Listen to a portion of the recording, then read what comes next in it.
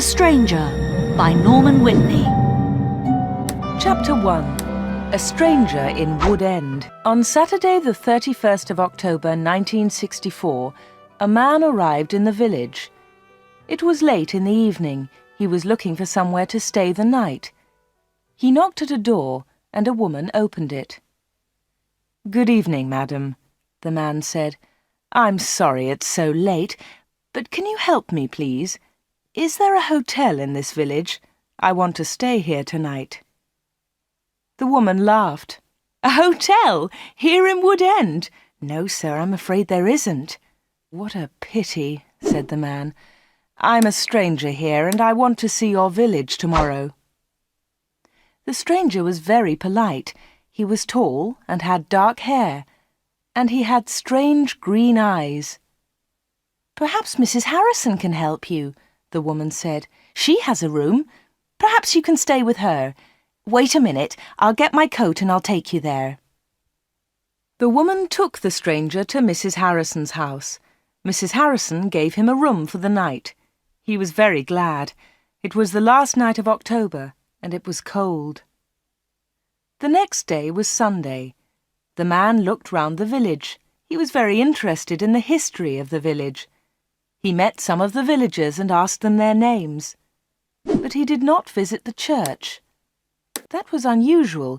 The church in Wood End was the most beautiful building in the village. But the stranger was not interested in it. He did not go to church that night with all the villagers.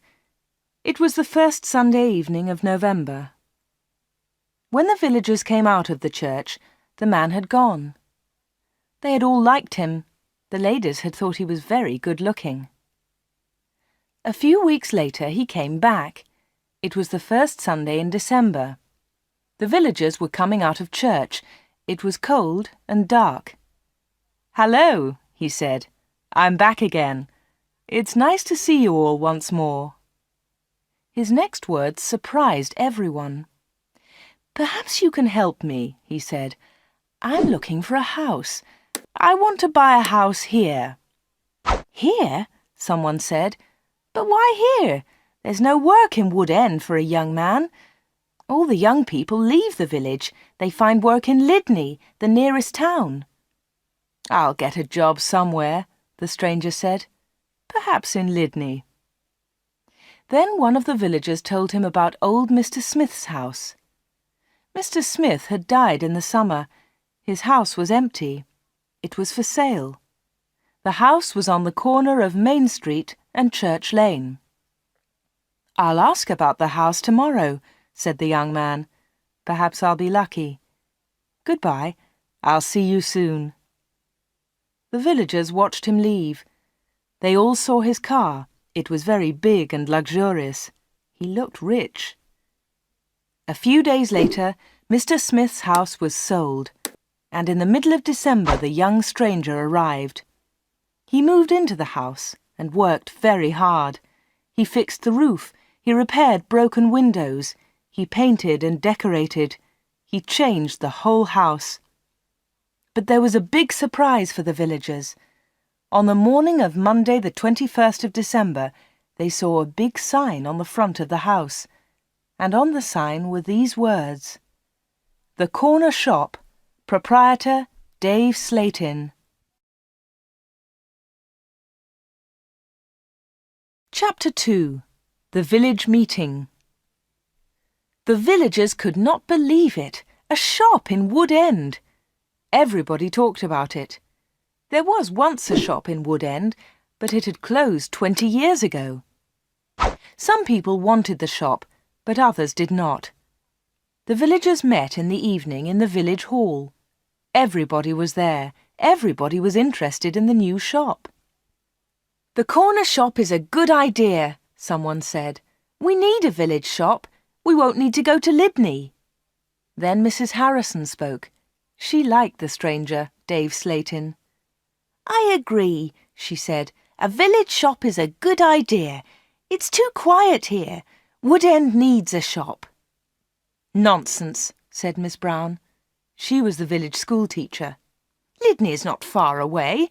There are lots of shops there." Soon everybody was shouting. Then Mr. Hart spoke. He was a very big man with a loud voice. "Listen, everybody," he shouted. "We've never had trouble in this village before. We've always been quiet and happy. Now this shop is causing trouble." "Let Mr. Slayton speak," someone said. "It's his shop. Let him speak." "Ladies and gentlemen," said Dave Slayton, "I don't want to cause any trouble. I'm still a stranger in your village. But I want to be one of you. I want to be your friend. I like the people of Wood End." He smiled, and a few people clapped. They liked him. "The corner shop will sell lots of things," he went on. "It will sell food and things for the house. Everything will be cheap, I promise." Everybody was listening carefully. "And I have another idea," he continued. "I'll sell village products." "What do you mean by village products?" asked Miss Brown. "I'll tell you, Miss Brown," he said. "I know that you make beautiful bread and cakes." Miss Brown smiled. Yes, she did make bread and cakes. Everyone knew that. "And you, Mr. Hart, I've seen your flowers. You grow beautiful flowers." Now Mr. Hart smiled. Yes, his flowers were beautiful. Everyone knew about them. "And Mr. Everett makes pots," someone said. "And Mrs. Davis makes dolls," said another voice. "And I do paintings of the village," said old Miss Lucy Gray.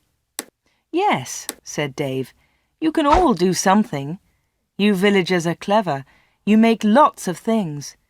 We can sell them to the tourists. In the summer, Wood End can make a lot of money." "But what about the money?" said Mr. Hart. "How will you pay us?" "That's a good question," said Dave. "And here's the answer. You'll bring your things to me, and I'll sell them for you. I'll keep some of the profit. You'll have the rest." "What a good idea," said Miss Brown. "Yes, I agree," said Mr. Hart. All the villagers agreed. Everyone in the village was happy with Dave Slayton's plan. The corner shop opened on Monday the 4th of January 1965. Soon the shop was busy, and Dave needed an assistant. The new assistant in the corner shop was Anna. She started work in late January.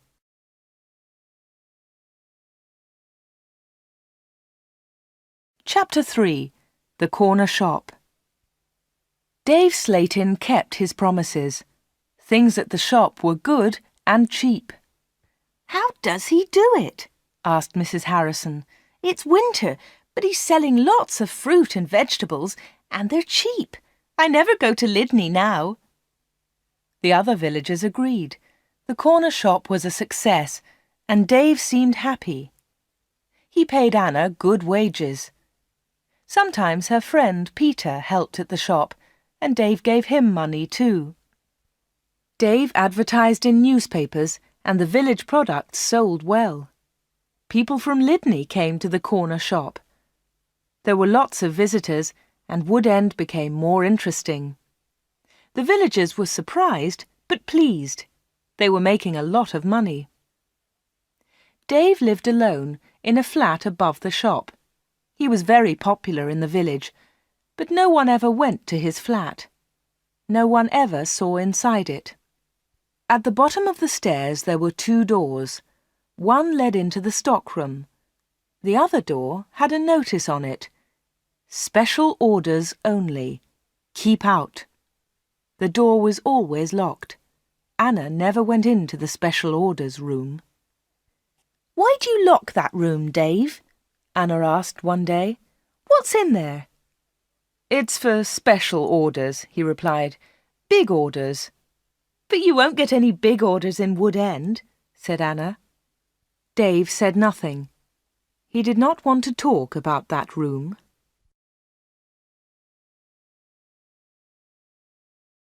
Chapter 4. A Beautiful Customer. For 3 months, everything was normal. Then, one day in April, an unusual customer came into the shop. The new customer was a very beautiful woman. She was wearing expensive clothes and arrived in a large car. "Is this the corner shop?" the woman asked. She looked round and seemed a little surprised. "Yes," replied Anna. "This is the corner shop. It's the only shop in the village."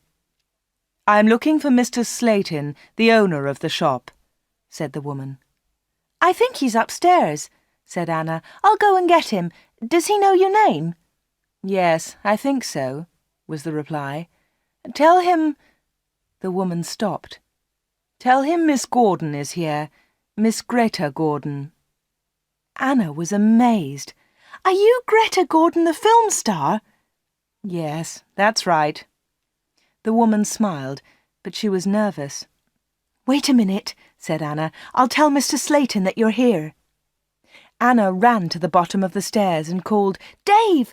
Dave! There's someone to see you." "Who is it?" asked Dave from upstairs.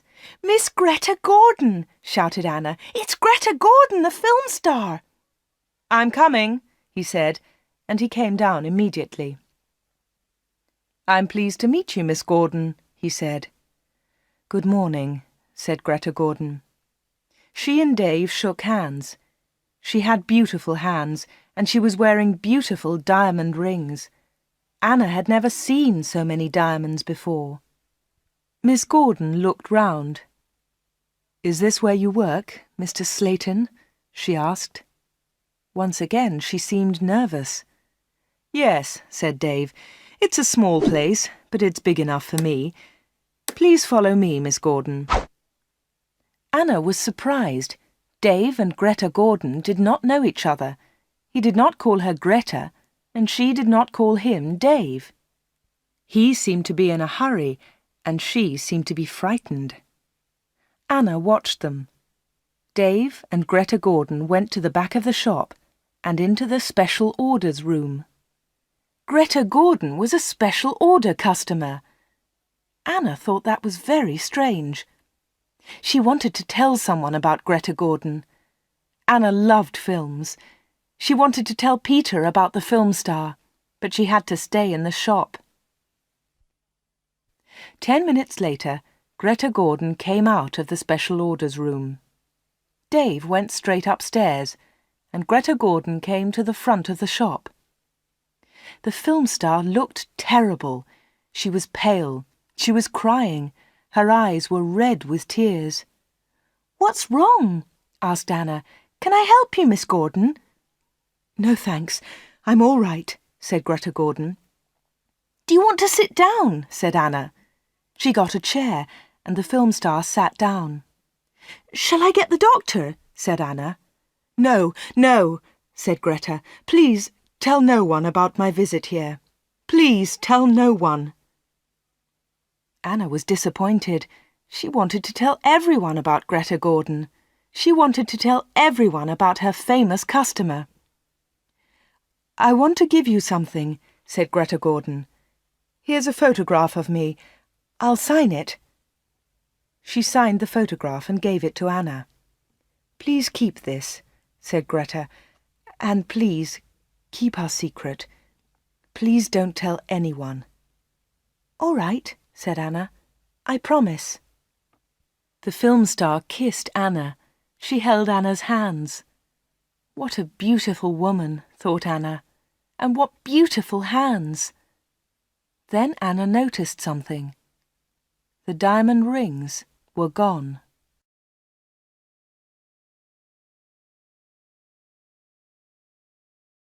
Chapter 5.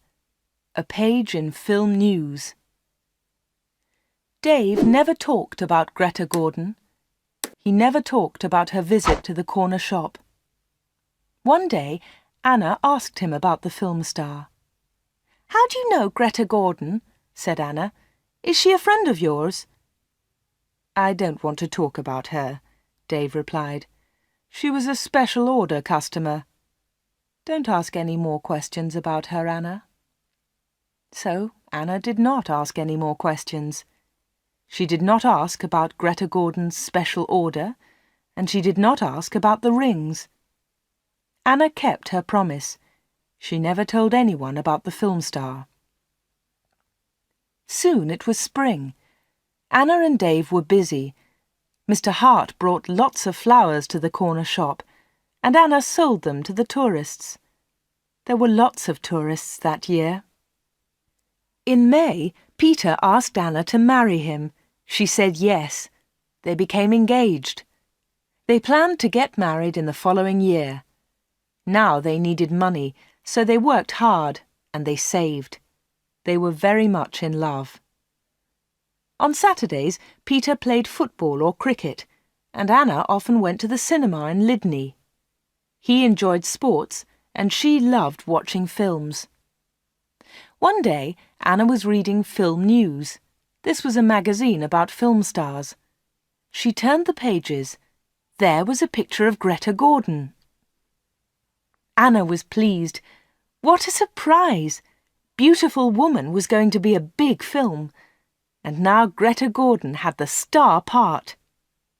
Anna wanted to tell Peter about Greta, but she kept her promise. She did not tell anyone. But she did show Film News to Dave Slayton. "Look, Dave," she said, "here's a story about Greta Gordon. Isn't it great? She's got the big part in Beautiful Woman." Dave looked at the magazine. "Greta Gordon will star in Beautiful Woman." The star of Beautiful Woman was Joanna Lee, but Miss Lee has broken her arm. "I don't know what happened," said Miss Lee. "I was in my bedroom. I slipped and fell." Greta Gordon will now be the star of Beautiful Woman. "I'm so lucky," Greta told us yesterday. "I've always wanted the part. I can't believe it." "I don't know anything about films," he said. "Is Greta Gordon a big star?" Anna laughed. "Big star? Yes, she is. She's terrific." Dave didn't seem interested. "I hope she's happy with her big part," was all he said.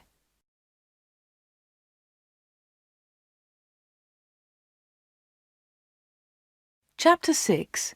A Quick Kiss. Summer tourists were arriving in Wood End. The weather was beautiful and the shop was doing well. But Anna was not very happy. She often thought about Greta Gordon's visit. Why had she come to see Dave? What had happened to the diamond rings on her fingers? There was another problem. Anna loved Peter and she was going to marry him. But she liked Dave too. Dave was older, but she liked him. All the women liked him. But Anna was very close to him all day. In the daytime, Anna was with Dave. In the evening, she was with Peter. Anna was living two lives. One life was with Dave, the other life with Peter. Then one Friday, Dave surprised Anna. "What are you doing tomorrow?" he asked her. "Would you like to spend the day with me? We can go anywhere you like. We can go in my car." "I'm sorry, Dave," said Anna, "but Peter wouldn't like it." "Don't be silly," said Dave. "We won't go far. I'll close the shop at lunchtime, and we can go to Lydney." Anna wanted to go with Dave, but she was worried about Peter. "Don't worry about Peter," said Dave. "He's always busy on Saturday." Anna thought for a moment. "All right," she said. "You take me to the best cinema and to the best restaurant. Then I'll come with you." "Of course," laughed Dave. "Anything you want, Anna." So the next afternoon, Dave and Anna went together to Lydney. They had a good time. Dave bought Anna a new, expensive dress. Then they went to a cinema and afterwards to a restaurant.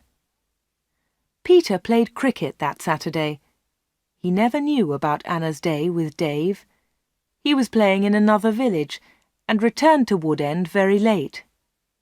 Dave and Anna were also very late. Dave stopped his car near the corner shop. The night was warm. "Thanks, Dave," said Anna. "It was a lovely day." "I enjoyed it too," said Dave. He put his arm round her shoulders and kissed her. It was a quick kiss, but for Anna, it was wonderful.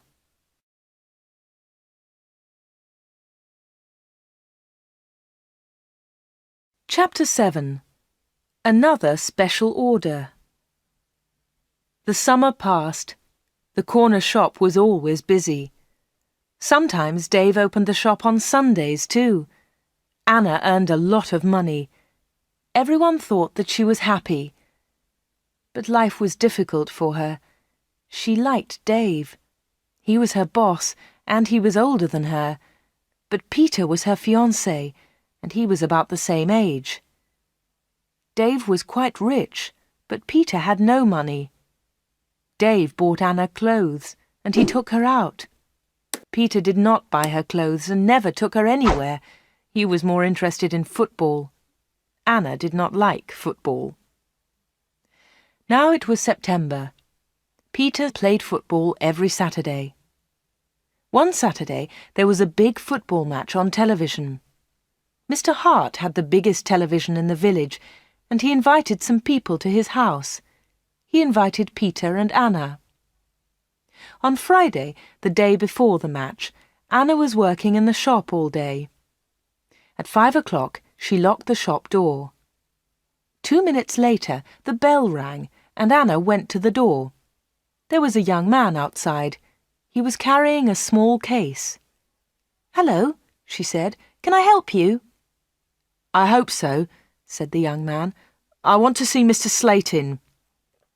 "I'm afraid that the shop is closed now," said Anna. "We're open tomorrow morning."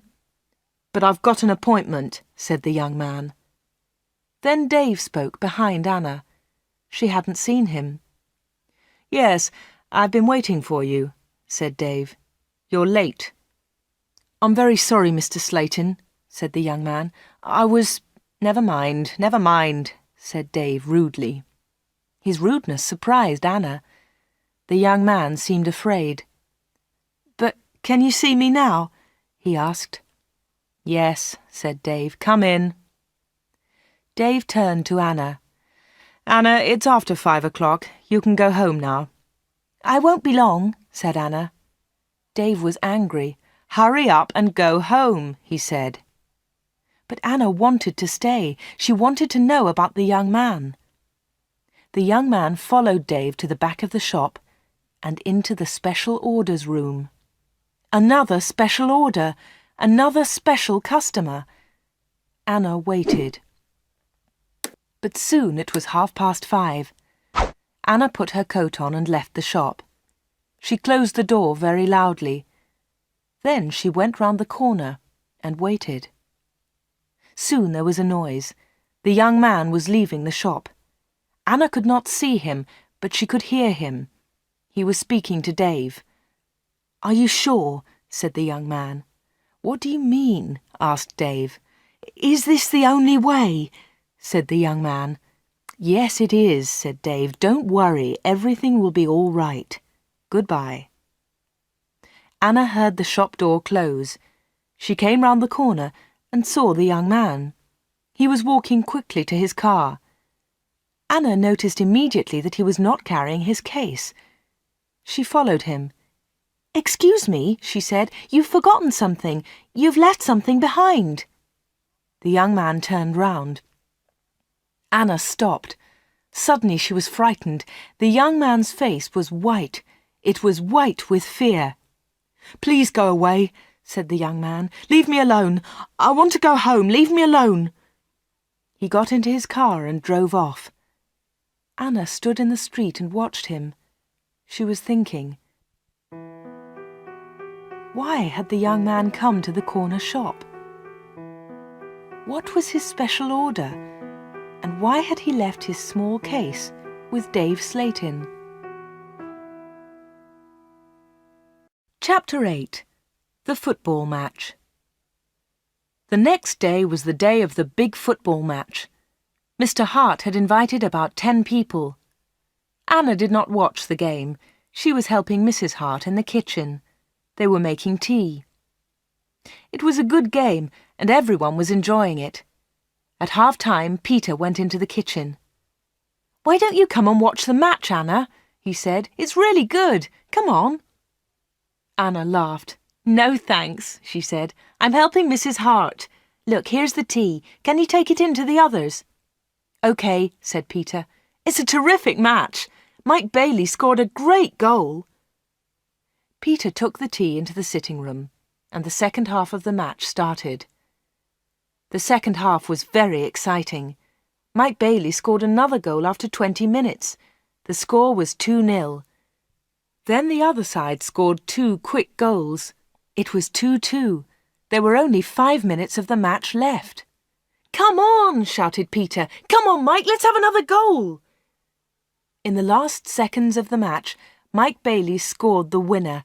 It was his 3rd goal of the match. But something was wrong. The other team's goalkeeper was injured. Bailey had been very near the goalkeeper, and he had kicked the ball very hard. The ball had hit the goalkeeper's neck. Mrs. Hart and Anna came in from the kitchen. What's happened? Said Anna. What's wrong? It's Brian Thomas, the goalkeeper, said Peter. He's injured. It was serious. The goalkeeper had broken his neck. Later they all watched the news on TV. They saw pictures of Mike Bailey's 3rd goal. It was a great goal. They saw the ball hit the goalkeeper. It was an accident. The TV announcer said, "And now over to our sports studio for an interview with Mike Bailey." They all watched the interview. The TV showed a picture of Mike Bailey and the interviewer. "Mike," said the interviewer, 3 goals in 1 match. How do you feel about that?" But Mike Bailey said nothing. He could not speak. He tried to speak, but he could not. It was terrible. The interviewer tried another question. "Let me ask you about the 3rd goal, Mike. It was a great goal, but how do you feel about the injury to Brian Thomas?" It was a silly question. The injured goalkeeper would never play football again. Mike Bailey said nothing. He looked very ill. When the interview ended, Mr. Hart turned off the TV. No one noticed that Anna had left the room. Mike Bailey had looked frightened. Anna was frightened too. Mike Bailey and Anna had met before, the day before, at the corner shop.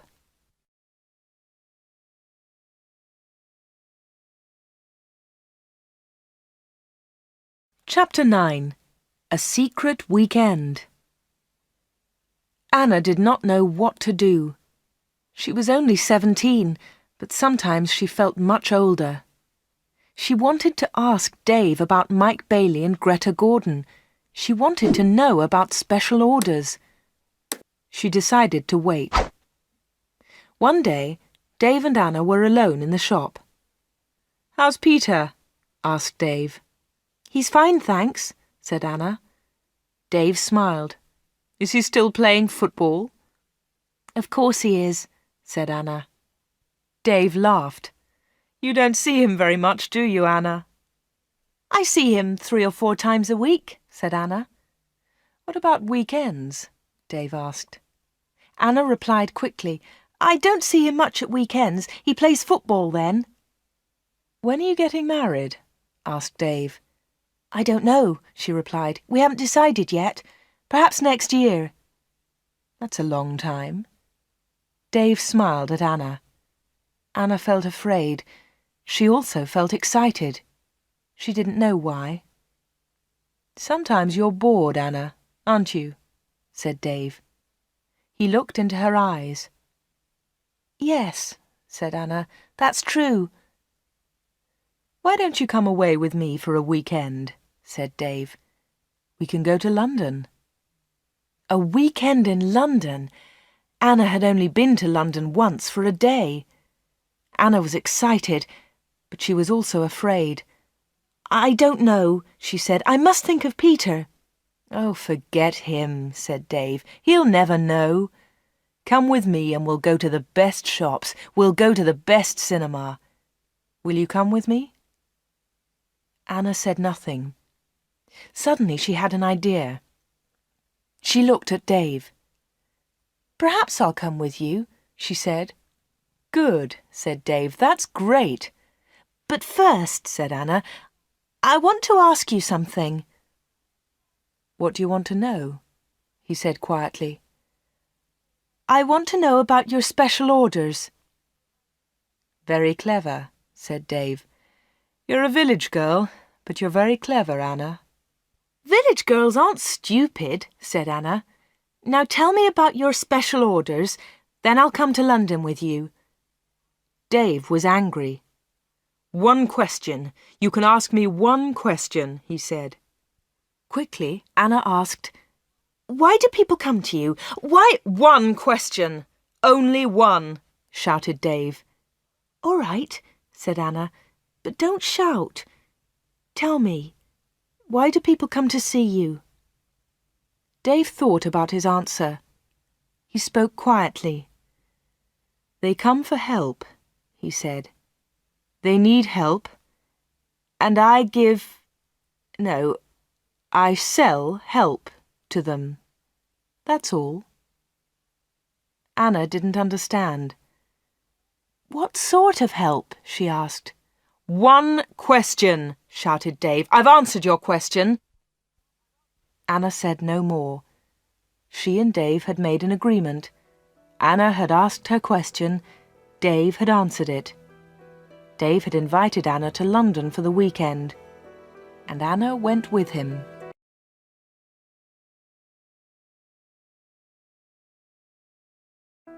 Chapter 10. A Quarrel. Anna enjoyed the weekend.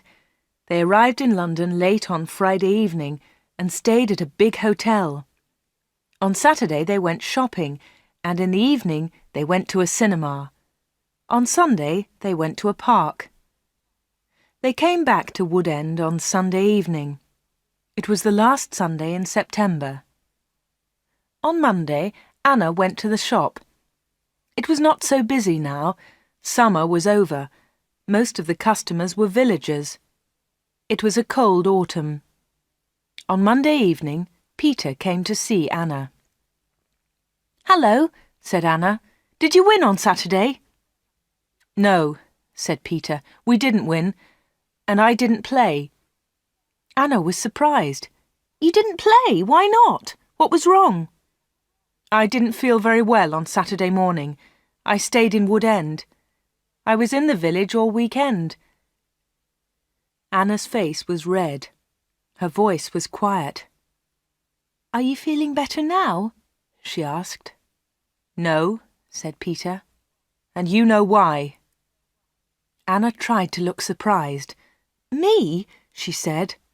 "Oh, Anna," said Peter, "you know what's wrong. It's you and Dave Slatin." "What do you mean, me and Dave Slatin?" said Anna quickly. "You went away with him on Friday evening. Someone saw you in Dave's car." Anna tried to explain. "Oh, it's nothing," she said. "Dave and I went—" "Shut up," said Peter. "I don't want to know, Anna. Don't talk about it." "But Peter," said Anna. Peter didn't listen. "I know he's got a lot of money. He can take you to places. He's from a big city. I'm a poor village boy, Anna. But you must choose. You must choose between Dave and me. You can't have both of us." "I know that, Peter," said Anna, "and I don't want both of you. But listen, Peter, I want to tell you about Dave. There's something very strange about him." "Dave, Dave, Dave," Peter shouted. "You talk about him all the time. I don't want to hear his name again." Peter turned round and walked out of the room. He left Anna's house. Now Anna was alone. She was very unhappy. She wanted to talk to Peter. She wanted to tell him about Dave. She wanted to tell him about Greta Gordon and about Mike Bailey. But Peter had left her. Chapter 11. Arthur Riseman. It was October. It was cold and wet. Anna was not very busy at the shop. She was very unhappy. She was a different girl. She seemed older. She didn't go out much. She looked ill. Most of the villagers knew that Anna had quarrelled with Peter. They also knew that she had been to London with Dave. But no one was able to help Anna. She did not talk to anyone. Before, she had been a happy, smiling girl. Now she was sad and lonely. She went to the shop every day. She was waiting for another special customer. Anna did not wait long. It was the middle of the month. Anna was alone in the shop. It was almost lunchtime. A middle-aged gentleman came in. He was a big man with a very large moustache. He was well dressed, and he was carrying a large briefcase. "Good morning, miss," he said politely. "Good morning, sir," said Anna. "Can I help you?" Anna was very polite too. She was interested in this man. "I'm looking for Mr. David Slayton," said the man. Anna smiled. "Are you a salesman?" she asked. She knew that he was not a salesman. He didn't look like a salesman, but she wanted to talk to the man. The man smiled. "Yes, I am a salesman," he said. That was not true. Anna knew that the man was lying. Then she said, "Perhaps I can help you, sir.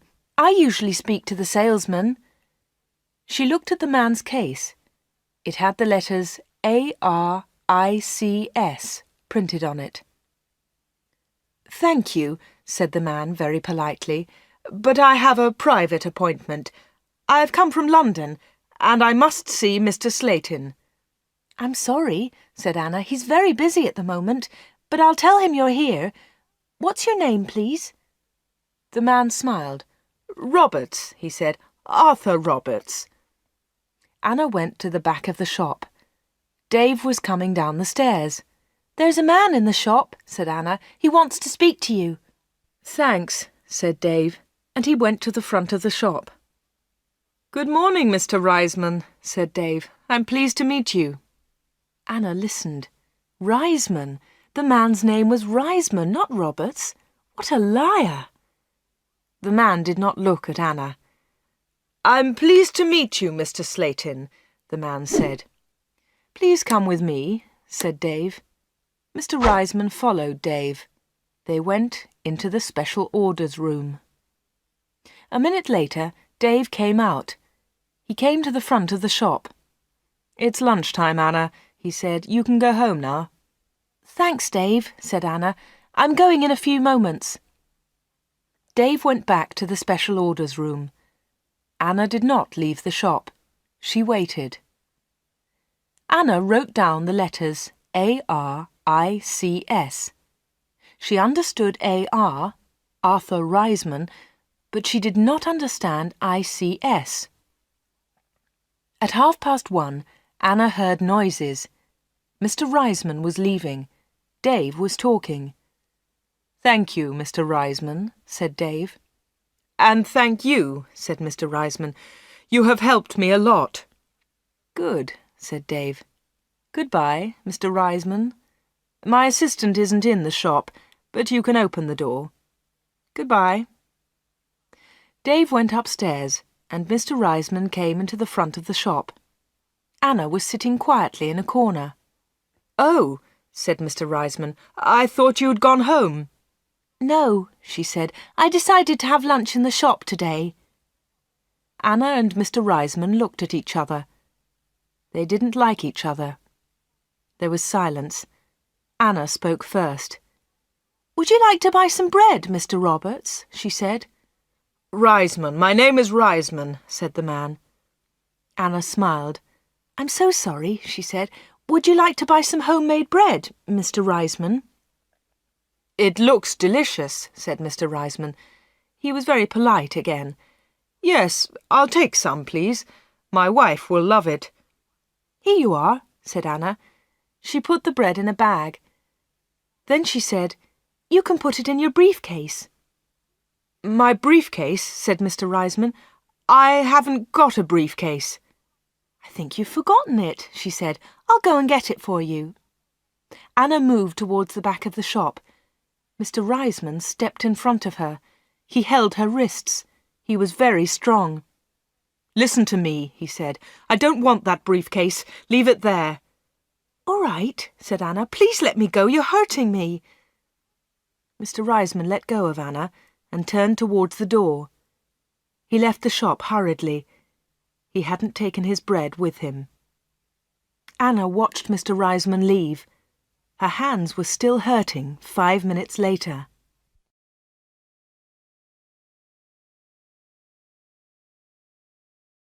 Chapter 12.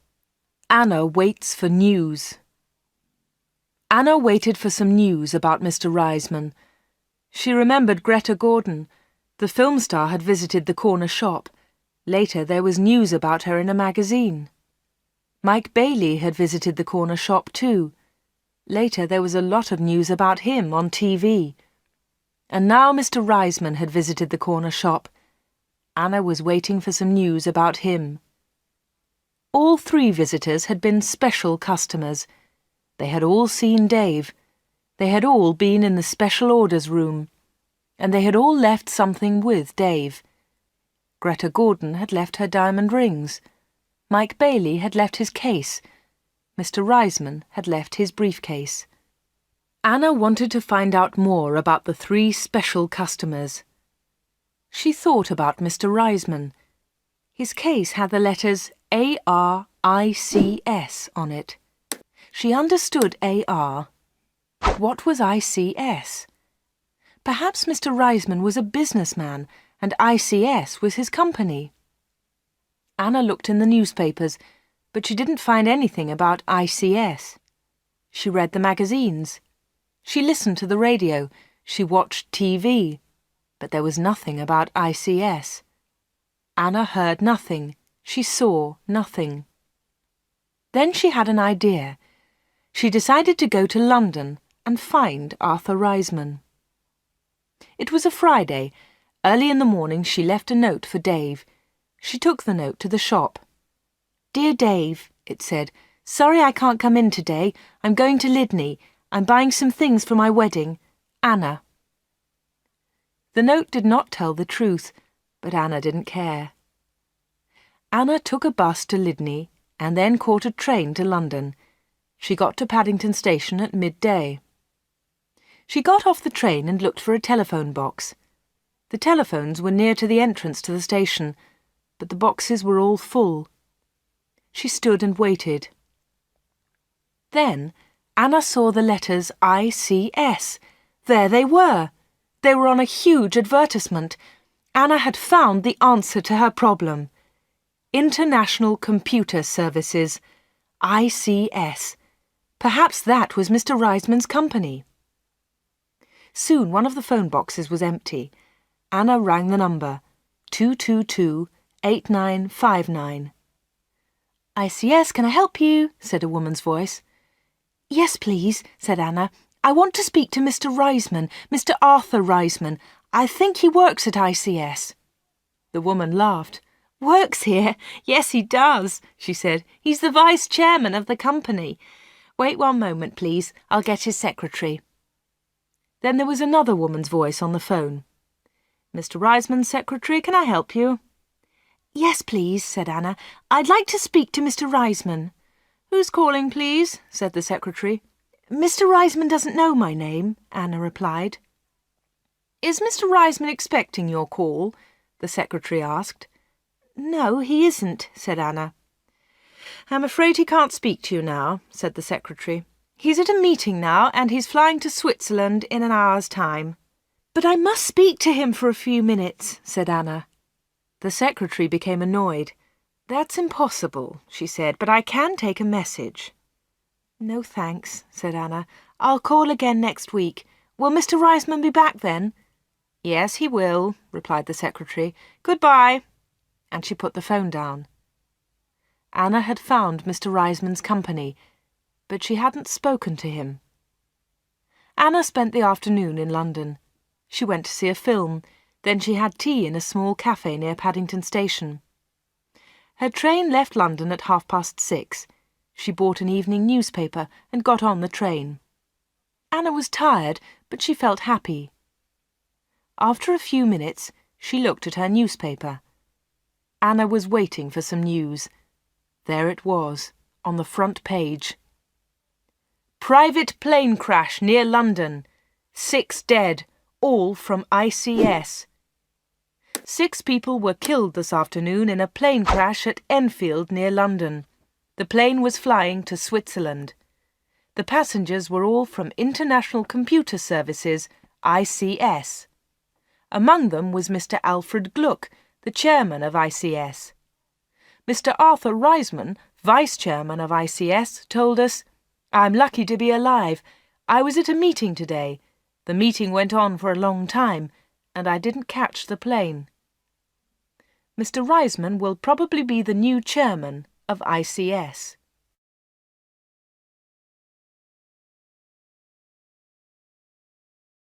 Chapter 13. The Special Orders Room. Anna got home about 10 o'clock. She turned on the radio and listened to the news. The chairman of ICS was dead, and Mr. Reisman was the new chairman. Anna didn't sleep that night.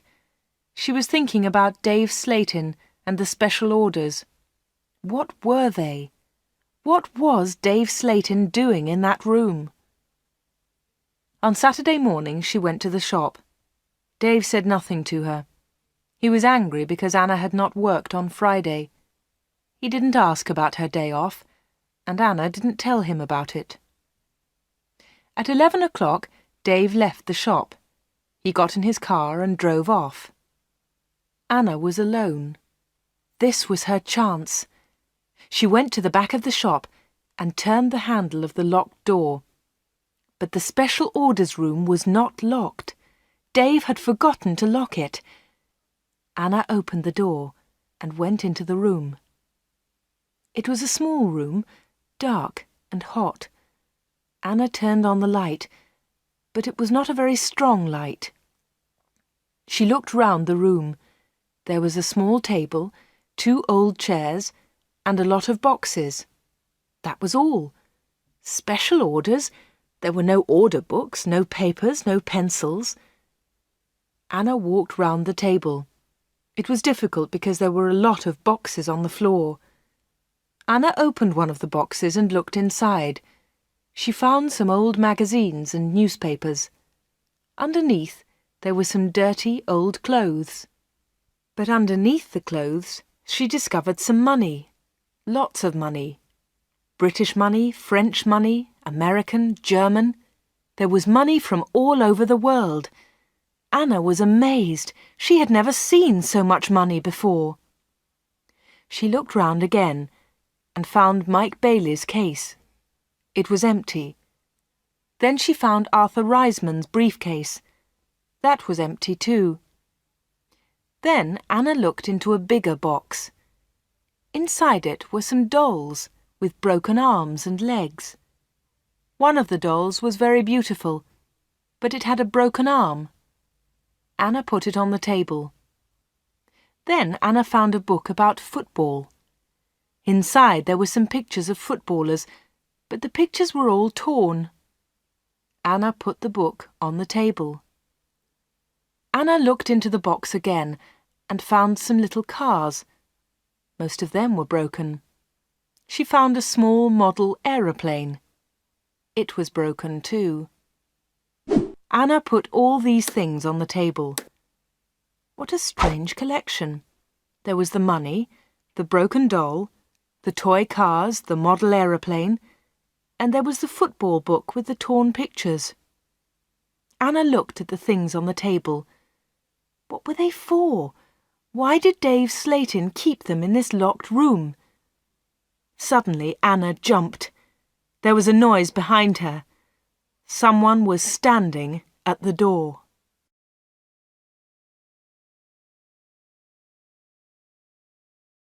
Chapter 14. The Special Customers. "What about the diamond rings?" said a voice. It was Dave Slayton. He was laughing. "I left the door open for you," he said.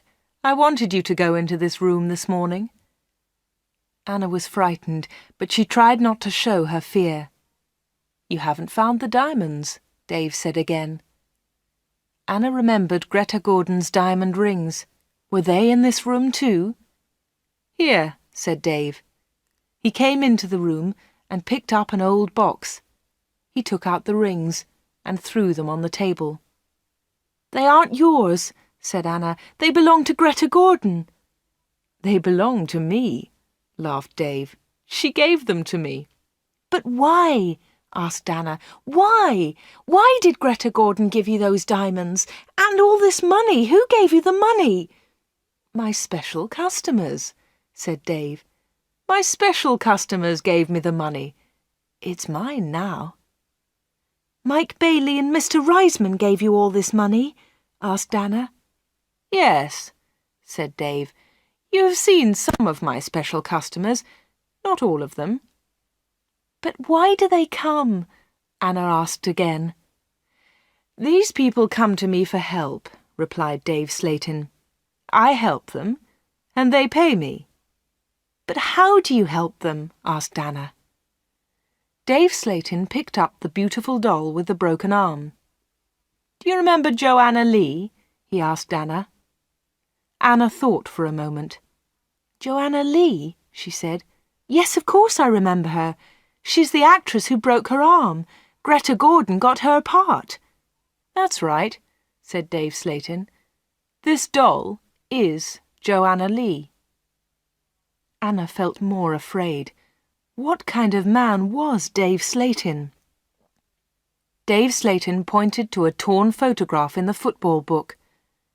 "Who's that, Anna?" he asked. Anna remembered the face. She had seen it on TV. "Brian Thomas," she replied. "He's a goalkeeper." "He was a goalkeeper," said Dave Slayton. Anna was terribly frightened now. Dave Slayton was an evil man.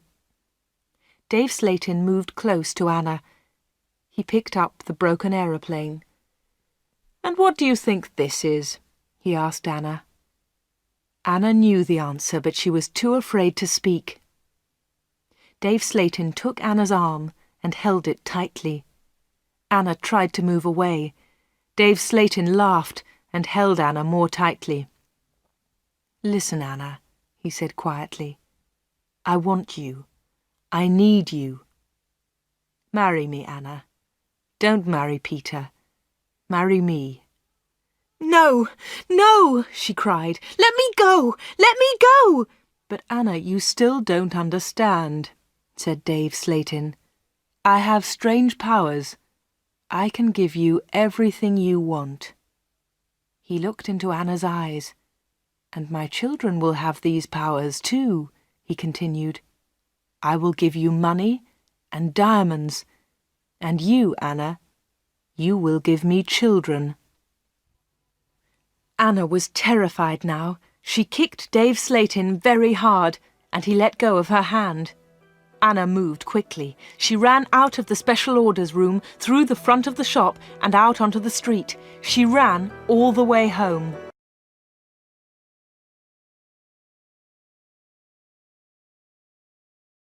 Chapter 15. The 31st of October. When Anna got home, she felt terrible and went to bed. In the evening, Peter came to see her, but Anna was ill in bed. "I'll come and see Anna tomorrow," Peter told Anna's mother. Again, Anna did not sleep all night. The next day, Sunday the 31st of October, was a terrible day for Wood End. Anna stayed in bed. She had a fever, and her mother phoned the doctor. The doctor came immediately. "Anna's very ill," said the doctor to Anna's mother. "I'm worried. I don't know what's wrong with her. I'll come back again tonight." That afternoon, Peter came to Anna's house. He tried to speak to Anna, but she was too ill. He sat quietly beside her bed. At about 7 o'clock, Peter heard shouting in the street. He went to the window and looked outside. People were running and shouting, "Fire! Fire! Fire! There's a fire at the corner shop!" Peter ran out of Anna's house and into the street. There was a big fire on the corner. The shop was in flames. Nobody could see Dave Slayton. "His car's here," said Mr. Hart. "Dave must be inside." Then the villagers saw him. He was standing at an upstairs window. "Jump, Dave!" they shouted. "Jump! Save yourself!" But Dave did not move. He was standing at the window, and he was laughing. Some of the women in the street started screaming. Mr. Hart tried to run into the shop, but the others pulled him back. Flames were leaping up from the shop. The flames reached Dave Slayton. The villagers saw that he was still laughing. That was the last time they saw him. The flames hid him completely. No one was able to save him, and no one ever saw him again. Peter went back to Anna's house. The doctor was in the kitchen, talking to Anna's mother. Suddenly, there was a scream. They ran upstairs to Anna's room. Anna was dead.